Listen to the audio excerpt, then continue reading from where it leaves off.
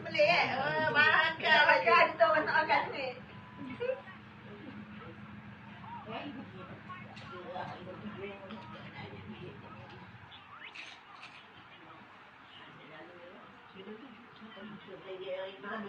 Mak dia tak boleh tinggal nampak satu. Oh, tak ni.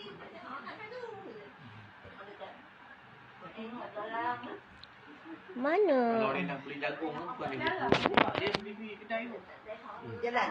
Jalan kaki. Ingat jalan balik tak apa. Ingat jalan balik tak apa. Dia nasib baik kita dah marah-marah kau tidak. Kalau awal-awal bulan tu kan kita kasih lagi. Tiba-tiba dah lawak je. Nak pergi ke mana? Oh, Lembah. Mana? Lembah. Betul ke? Betul. Dia pandai tu. Dia memang jalan belum jalan. Beli baju ke apa ke dia balik. Tapi sekarang tak kasih lagi dah.